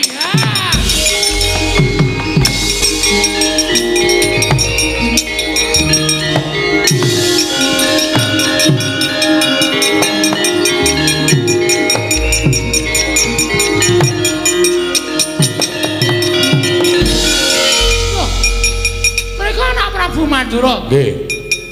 Nglika Kyai Nenggala wonten menapa? Nggo ngembari wong tuwa sing kurang gawean nggawa pusaka tengah-tengah awan ngene iki arep ngopo? Arep ngopo sampean nggawa pusaka? Anu namung mlampah-mlampah nggih. Mlaku-mlaku pripun? Tange kelakone wong nggawa pusaka ping mlaku-mlaku karepe piye? Mesti arep ditamake wong. Iya, mesti arep ditamake wong. Nek ngoten kuwi arep namake Nenggala ki ning diadane menungsa. Lho, sinten sampean? Lho, lepat kula napa? Sampeyan nggawa pusaka kula nggawa pusaka. Rasa kok yen gulem diduwa piye? Mboten nggih. Kalah gedhe. Mboten kula sampun ngakeni kelepatan. Singgahke. Singgahke. Dilebokke. Dilebokke. Kowe. Diwerangkake maksud kula. Oh nggih. Wis malah konangan kaya ngene iki. Wong tuwa sampeyan niku kula ngerti, nggawa Nenggala arep mateni Petruk to. Nah, sing nggawa Nenggala sampeyan. Cundha maneh ajenge mateni Petruk to. Sir kula ngoten. Sare kula tak takon karo sampeyan. Nggih. Petruk niku sapa? Petruk niku Manakawan. Baladewa niku gedene sampeyan iki tau tate diwong karo Petruk. Baladewa niki iso dadi ratu mergo labuhane Petruk. Baladewa iso mukti Wibawa Cakrawati Mbau Dada niku mergo labuhane Petruk. Dadi nek ana sing arep nyekara karo Petruk, sing arep gendak sikara karo Petruk, sing arep tumindak ala karo Petruk, Baladewa ora trima. Nggih, leres menika. Petruk nika ya gedhe labuhe tumrap Negaringan Mandura. Petruk menika ya gedhe labuhane tumrap Paduka anak Prabu Baladewa. Mila sapa sing arep mateni karo Petruk padha karo wani karo Sinun Mandura. Lah, sampeyan ngerti? Ngerti. Lah kok sampeyan arep mateni karo Petruk? Kula mengajeng mateni lampune Petruk kok. Mboten Petruk mengajeng mateni lampu ngarepan omahe Petruk. Lah kok dadak kok cundha manik? Nggih namung kagem Girigoda dhateng Petruk kemawon. Anu mbiyen cepet celane Petruk. Iki ngopo iki? Arep tiru-tiru sampean. Ning kata-katane ora cetha. Ayo bali. Bali. Bali mboten bali sampean gawe nesune Baladewa. Kula teng negara Ngastina digawe kagol ati kula. Kula sowan dados saka negara Mandura tekan negara Ngastina digawe kagol ati kula. Teng mriki ajeng manggawe kagol. Menapa kira-kira bukan turunan wani karo Baladewa? Langsung kan bangsa mawon.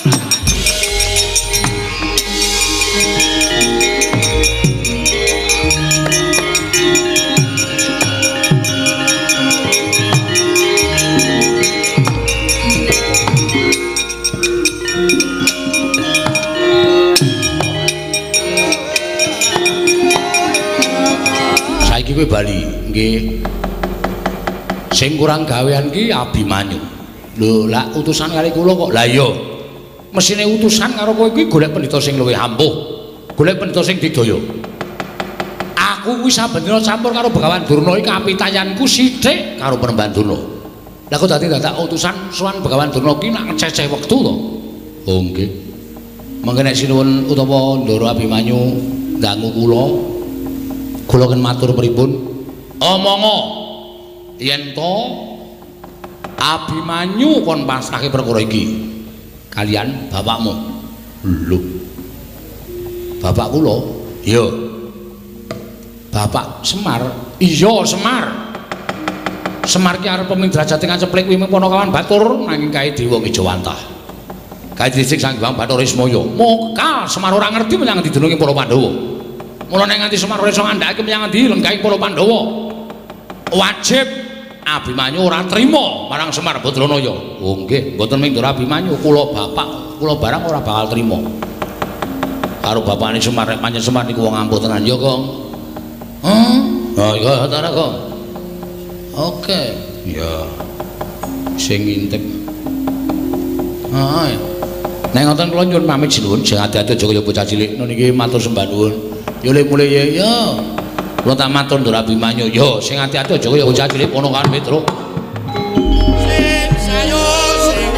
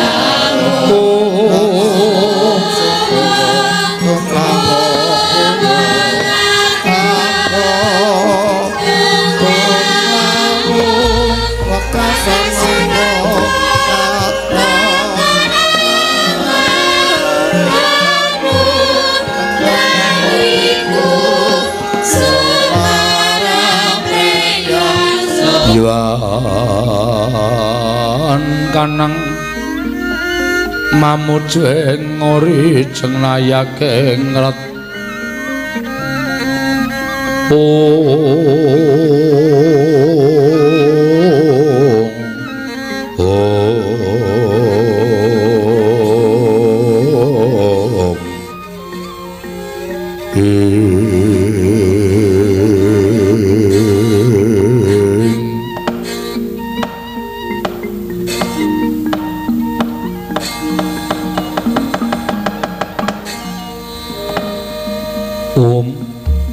Mastu Nomo Sidam sekaring bawana langgeng Kakang Rodo Kakang Resi Kanika Putra perkencong warudaya Pak Pong Bu bolong kali codhe sapa sing gawe punami iki ingkang sekawit kayangan ketingal ayem tentrem miwah jinem sangganing para durandara nanging boten kadosa sagedhagan menika tumuli wonten hawa panas ingkang sumundul wonten ing ngawiyat andadosaken kodheng sangganing para dewa sangganing para dewi Kakang Rodo menika saking dayanipun menapa dalah nuwun mapunten lho Di sampun dinten kula menika mboten badhe Purun unjuk atur Paduka Adi Pramesti Bathara Guru namung kula nuwun sewu kekilapan menapa Paduka Adi Pramesti Bathara Guru ingkang ngertos moba musi ing dhateng jagat. Sampun manika titah sawantah. Nadyan kutu-kutu walang atoga jinaring wonten ing pangaos Paduka. Nanging sabab menapa dene Paduka dadak ndangu dhateng ing neraka ing sithik pangudal-udal. Mboten wonten jamak limanipun ing atasipun kula ingkang damel cangkriman. Tumunten kula ing ngambatang cangkriman menika piyambak Kakang. Kakang Resi ngedambatang cangkrimanipun ing rayipun Manikmaya. Lho nyoho. Inggih, Di. Menawi tela mekaten kula badhe munjat rasa Paduka Adi Pramesti Bathara Guru. Kakang Rada kula semanggaaken.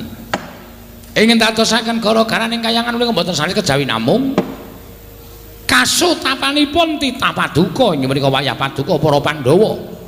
Ingkang sami mapan wonten ing lengkahing Gunung Himawat. Papan pernahipun sami lampahi tapa wonten ing satengahing wana Pringgalaya. Satengahing wana Pringgalaya. Inggih, Di. Menapa ingkang dipun sedya dening para Pandhawa dening lampahi tapa wonten telenging wana Pringgalaya Kakang.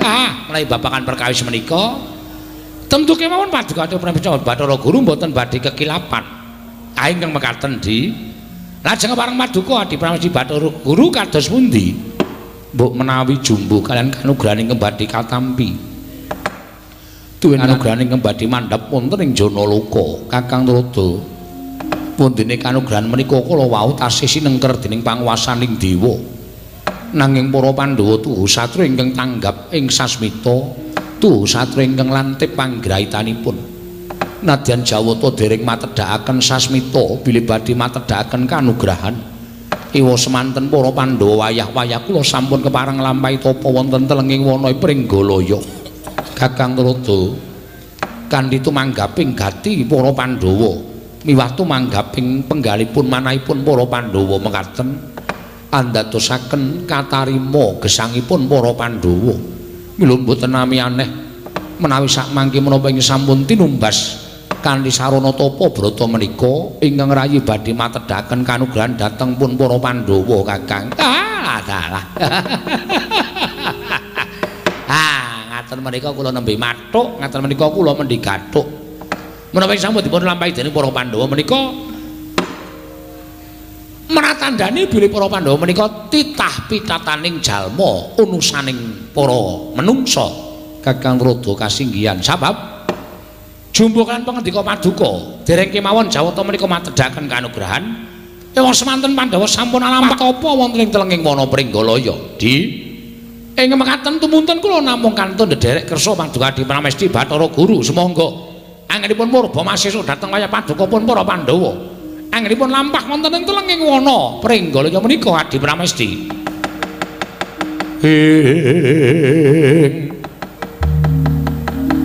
Pandhita kang kinarya wangsit pindha kumbang ngajaping tawang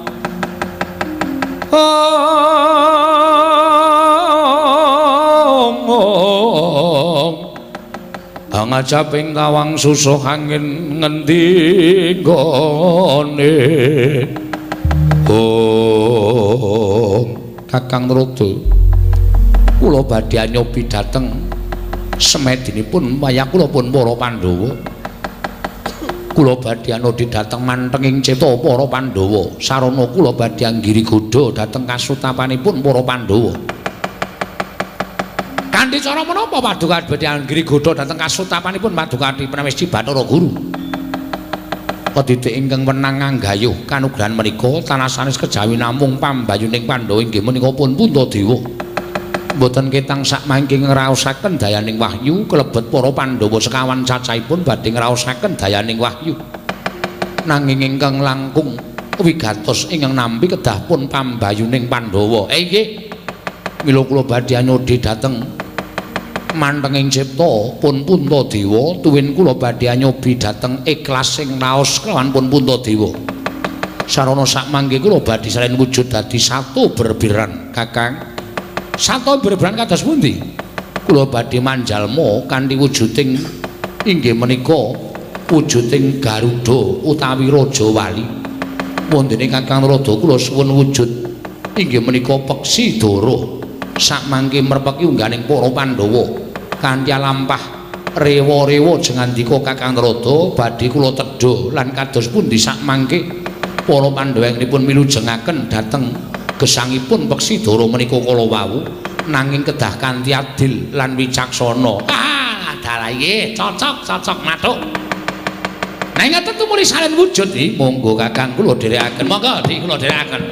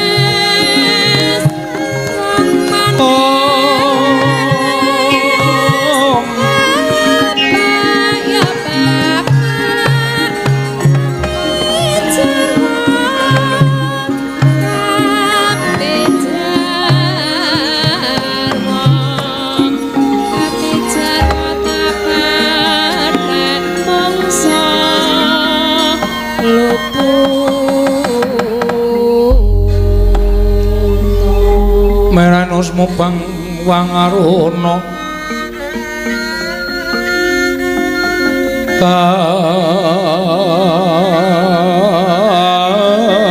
kadinetraning uga rapuh sabdaning kukila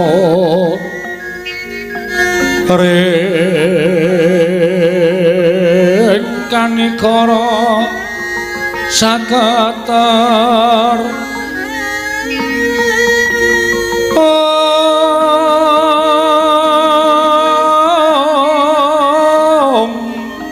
kene dongane engkung ler pusing pene panca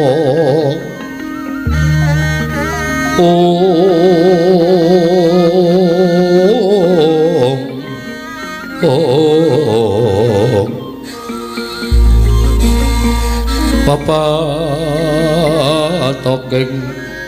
hayam wana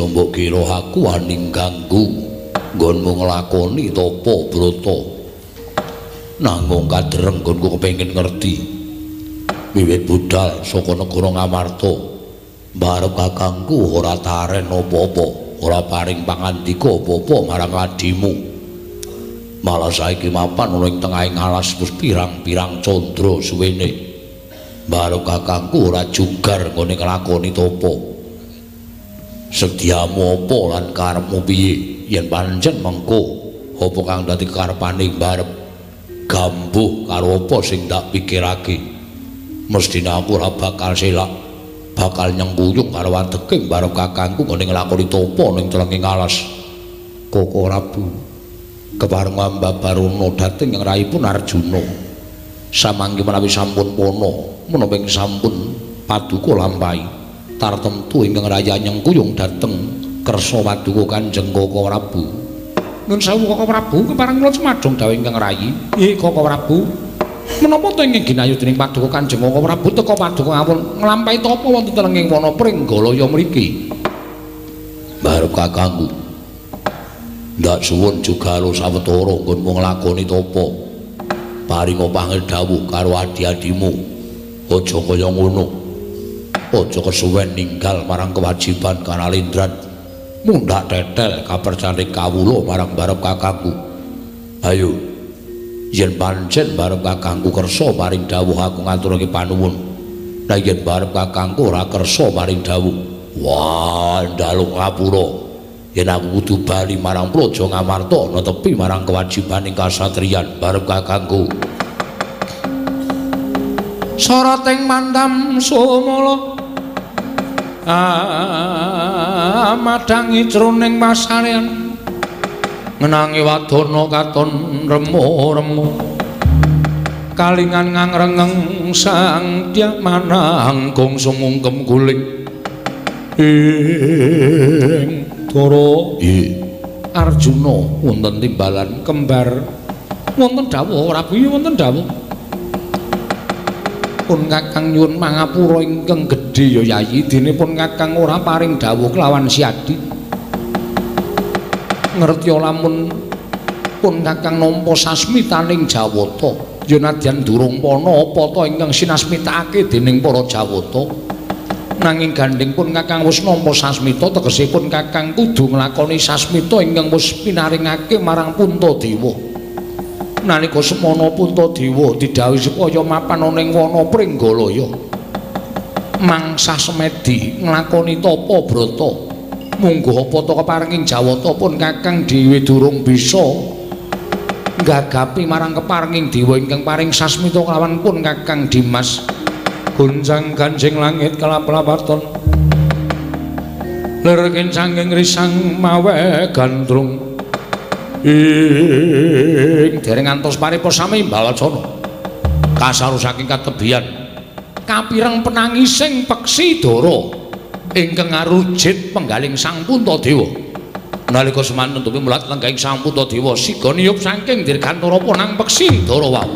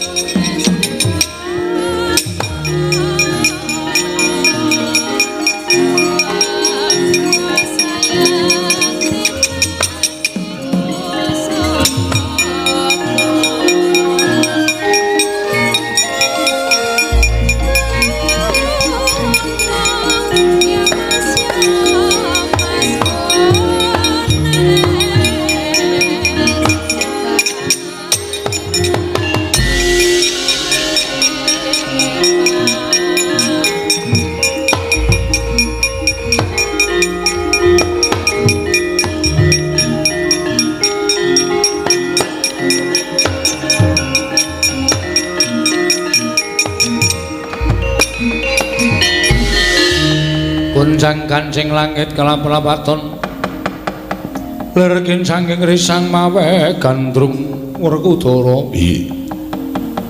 teka aneh timen ana wujuding manuk Dara ingkang niyup sangka dirgantara prapting ana ing ngarsaning pun Kakang Gusti Maha Gedhe Gusti Maha Agung lan Maha Priksa barep kakangku mara gage ingkang lumrahe manuk Dara saben cecaketan kalian menungso mesti mabur adoh nanging teka iki nyedak kalau lenggahe barep kakangku mula takonono apa wigatine manuk Dara yen pancen sira bisa tata jalma sak tataning jalma wantah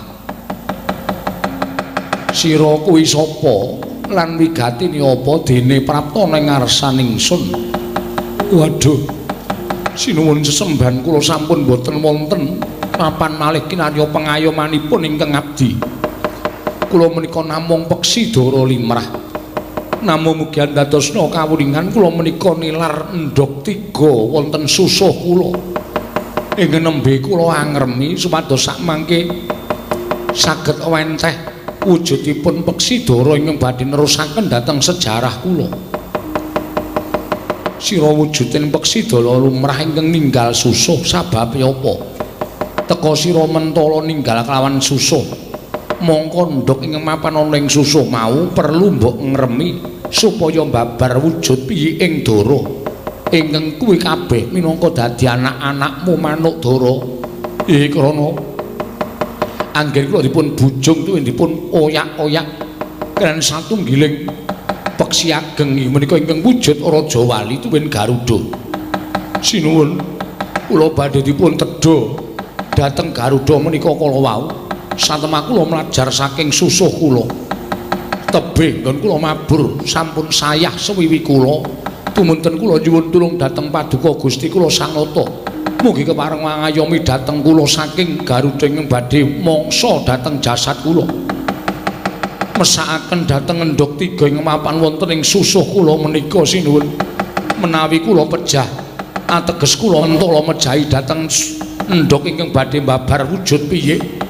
Lenging saking menika sinuwun kula nyuwun pengayoman.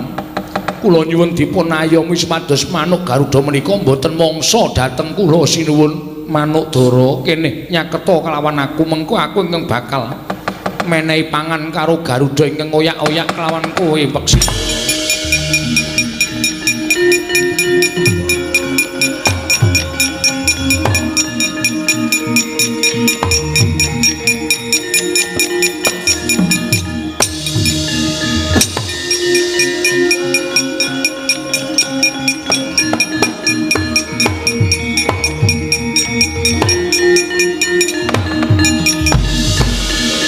Kahangro sesumbar lindhu bumi gonjing kumaludha guntur ketup ing manuk dara wonten dawuh sinuwun apa iki aran Garuda ingkang motha-motha kelawan sira inggih menika ingkang badhe mangsa dhateng jasad kula Garuda sira kuwi wujuding manuk ingkang gedhe nanging sabab apa sira teka ora ngayomi marang wujuding manuk dara ingkang luwih cilik tinimbang Garuda malah kowe bakal mangsa marang manuk dara.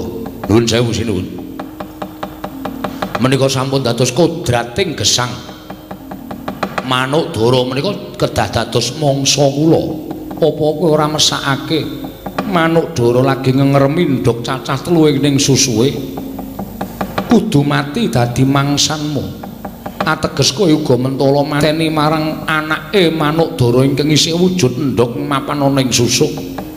Babar kawis menika sanes tanggal jawab kula. Ingkang wigati kula namung manut dhateng kodrating Hyang Mahanasa bilih dara menika dados mangsanipun ing abdipun Garuda menika. Mula Kang Sangka kuwi aku nyuwun kelawan sira goleka manuk liyane sak liyane manuk dara iki. Merga iki sing duwe kewajiban kudu neteskake endhog ing mapan ana ing susuh. Sampun boten saged yen to ora bisa saiki kowe nyuwuna marang Puntadewa. Nyuwuna marang aku. Sira njaluk ijol manuk apa? Mengko aku ingkang bakal golekake waton aja manuk dara iki. Iki mesakake manuk Garuda. Mboten. Kedah dara menika ing dados mangsa kula. Lah banjur karepmu piye? Paduka sinten? Aku Nalindra Ngamarta Prabu Puntadewa. Walah dalah nyuwun pangapunten Gusti. Nadan kula wujudipun Garuda parandene kula menika mangertos bilih Prabu Puntadewa nika Nalindra ingkang lila lair terus ing batin. Panjenengan Nalindra ingkang tansah bebantu dhateng sak papadaning titah. Kula saged nglenggana bilih Paduka ngayomi dhateng manuk dara menika. Nanging kula nuwun sewu. Jejering Nalindra kedah madheg wonten ing adil lan bebener sampun ngantos awrat ingkang sesisih tegesipun ngawrataken Manukdara nanging enthengaken dhateng kula. Semanten ugi ngawrataken dhateng kula nanging enthengaken dhateng Manukdara. Sedaya kedah sak traju lan sak bobot. Ya pancen kuwi ingkang bakal ndak lakoni. Mara saiki coba sira njaluk ijalapa. Sinuwun. Menawi adilipun panjenengan sampun paring panggesangan dhateng Manukdara, mila kula nyuwun dagingipun Dara ing badhe kula mangsa menika kedah dipun lintoni dhateng dagingipun Nalindra ing Ngamarta.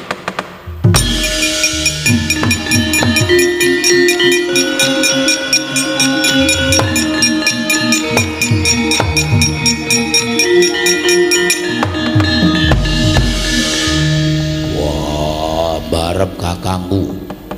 Kowe arep ngopo? Koko Prabu Paduka badhe menapa? Werkudara. Nggih. Aja nyaruhipun Kakang Arjuna, ora usah dadak matur werna-werna. Mbok menawa pancen iki panggasah pangungkaling jiwa tumraping Puntadewa. Garuda wonten dawuh.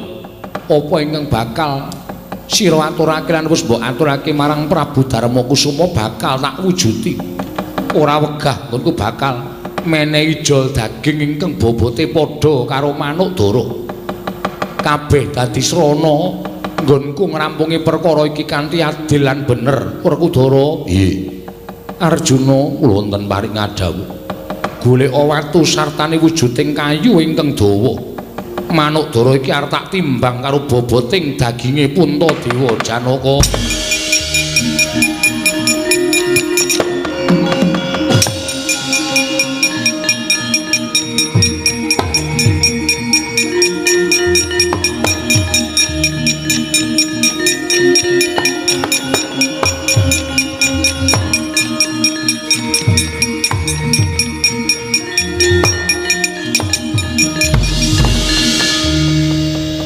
Manukdara wis mapan ana ing pepucuking kayu ingkang wis tinumpangake ana ing watu ingkang gedhe. Garuda wonten dawuh. Muga kowe neksenana yen to nganti abot sisih sarta ora adil nggonku nraju kelawan daginging Puntadewa lan daginging Manukdara. Sumpahana uripe Puntadewa ora bakal mulya selawase urip. Lega lahir batos kula sinuwun. Nanging menapa Paduka menika lahir batos sangenipun badhe maringaken daging Paduka kinarya lintu menawi ngantos kula mboten nedha dinten menika kula badhe wejah. Nadyan tekaning mati bakal ndak wujuti. Arjuna kula wonten paring adhawuh pun Kakang nyuwun ngambil curigamu. Koko Prabu badhe menapa? Wis to Yayi aja dadak siadi ngregon-ngregoni Puntadewa. Kene Yayi mala gage paringna gunjang ganjing langit kelap-lapaton lerkin sanging risang mawe gandrung ing Manuk Garuda wonten dawuh mara gage wis padakno ora bakal laku wegah nglakoni perkara iki mbok menawa kanthi kaya mengkene memungsuhanmu lawan Manukdara bisa rukun. Kowe bisa golek pangan liyane Manukdara ingkang dadi mangsanmu. Yata laruta saking godha sang Kurakala. Yen amutusa sang Sri nyandak ukiraning curiga. Nengki sang Puntadewa nalika semanten ing pangajap supados tumindak adil lawan Manuk Garuda buah Manukdara. Ingkang sakmangke Garuda diamangsa dhateng wujuding Manukdara. Tinumpangake wonten ing sela wujuding kajeng ingkang saged kinarya nimbang awrating Manukdara kelawan daginging Sang Prabu Puntadewa. Sigra tinancepake wonten lengen den geret mangandhap temah muncrat udira mancur kagiat Sang Werkudara wau. Oh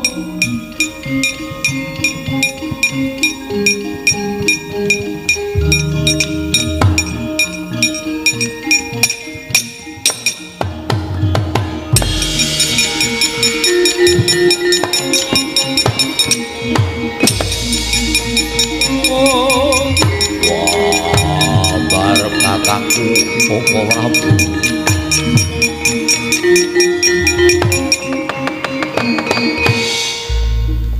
leres kang ponang Ludira tumetes wonten ing Siti madaning Bantala. Parandri datan ngraos sakit sang Puntadewa. Sigra nyandak lerepaning daging ingkang pus bineset dening sang Puntadewa tinumpangaken wonten ing kajeng ingkang riya tetimbang. Parandri mangke tasih ketingal awrat manuk dara. Sigra datan wigih ringa-ringa nyandak curiga den beset asta ingkang sisih kiwa mengandhap ngantos dumugi tlapakan. Katon malerah astaning sang Puntadewa wau.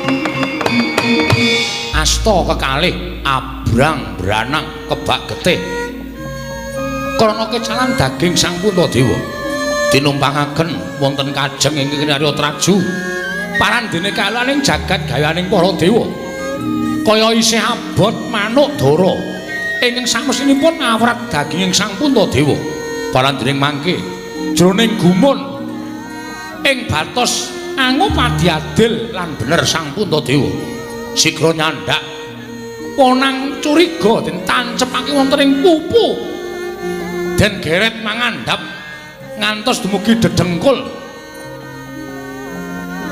katon katingal wus ora jejeg jumeneng ing sang Puntadewa parandene datan wonten pesambating sang Prabu Darmakusuma.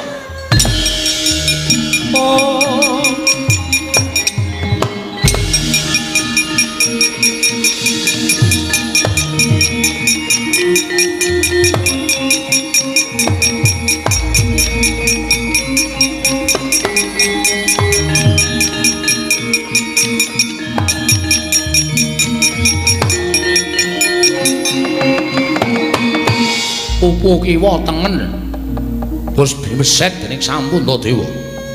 Namung katingal inggih menika wujuding suku ingkang abrit krana kekebakan getih.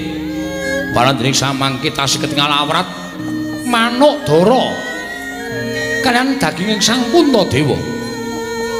Saya datan kuwasa sang Werkudara. Wah, barep eling. Wah, aja mati mergo kowe ngeboti nyawane manuk dara. Kok Prabu kula nyuwun wangsul curiga. Kok Prabu mugi kula panturi maringaken. Wah, barep aja edan. Pantok puntaning tekad sang Puntadewa. Asta suku parandening mangke tasih awrat manuk dara sigra nyandak curiga. Den tancepake wonten ing padharan sumembur punang Ludira dawah kalenggak sirna margalayu sang Darmakusuma wau.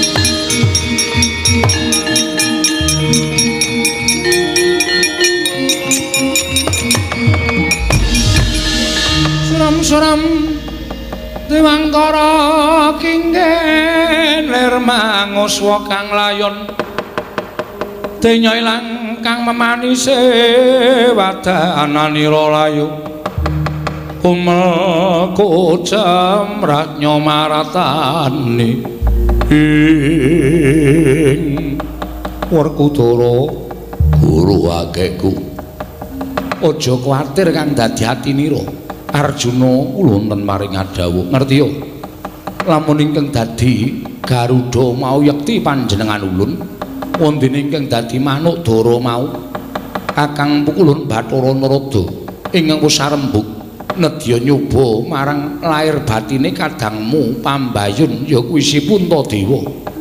Wah. Nanging barep kakangku wujude nganti kaya ngono. Wah, saiki malah tekaning pati. Mboya tekaning pati ulun ingkang bakal ngusadani kelawan kadang kita Darma Kusuma. Wah, Bathara Guru kakekku mangsa Baranga.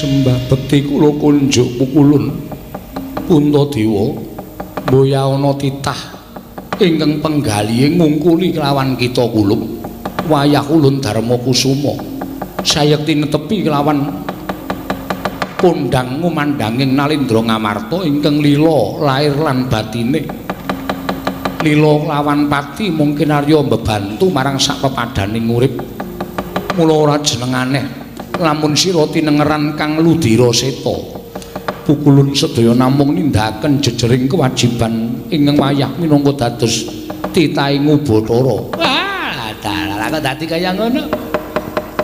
Ora ana kok manungsa apik-apike bebudane ngukuri si Puntadewa mula ora jeneng aneh. Yen to jenenge Puntadewa, Punta kuwi luhur, dewa kuwi wis ngarani keluhurane wae ngungkuli para Jawata. Mula kang sangka kuwi nggih apa ing kita lakoni jroning wana Pringgalaya sayekti anggaduh kanugrahan sira ulun paringi priksa lamun sejatine Jawata bakal matedhakake wahyu ingkang wiraran wahyu Pura Kencana apa ta werdine ya mung jeneng kita ingkang bisa mangun sawijining negara sasat kaya dene Pura Kencana. Pura kuwi papan, Kencana kuwi tembung ingkang sarwa becik. Mula Ngamarta diasta dening Puntadewa tanpa beda kaya dene wujuding Pura Kencana, papan ingkang kebak kanikmatan karukunan sarta kebak rasa ayem tentrem ora ana regejegan. Kabeh mau merga saka panguwasa kita kula Puntadewa lan perbawaning wayu Pura Kencana mara gage tampan ana nggih Darma Kusuma.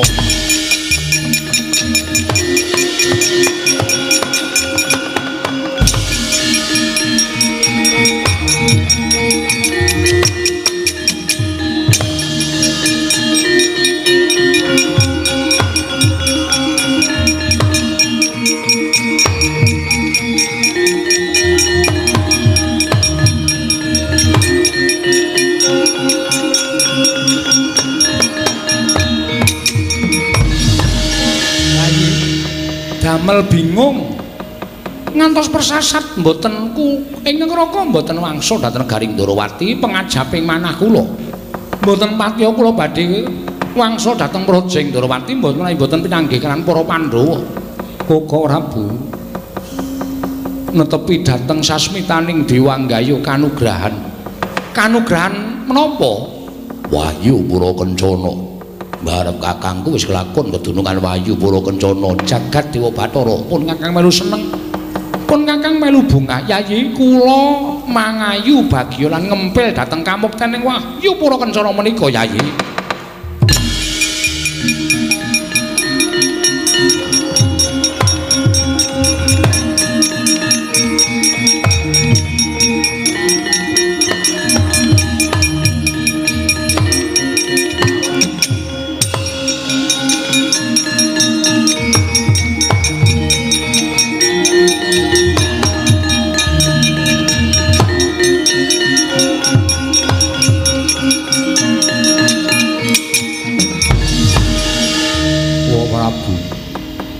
Boten kinten paduka Prabu lenggah wonten ing mriki Rama Kyai Jodipati Abimanyu ya Abimanyu anakku nggih Abimanyu ngantos bingung para kawula dinten sak mangke kula dherekaken kundur wonten negari Ngamarta iya nggih cah bagus apan wis paripurna gegayuhane wong tuamu nggone gayuh kanugrahan ra tenan to Pendak-pendak tindak mesti nggayuh kanugrahan. Lah iya, apa ya Tru Wahyune Tru ambuh. Apa gong wahyune? Jumbuh karo tulisan ning baliho. Heeh. Aran Payu Pura Kencana kowe lah. Wilayah apik iki. Heeh. Nderek mangayu bagya Ndara, nderek mangayu bagya Gus, nderek mangayu bagya. Muga-muga Pura Kencana dayanana marang negara Ngamarta. Tansah dadi negara ingkang dadi punjer-punjering negara. Sarta kebaking katentreman, kebaking karukunan, manunggal tetunggalan nyawiji padha njunjung marang derajating praja Ngamarta. Kakang Semar. Kula nekseni Ndara.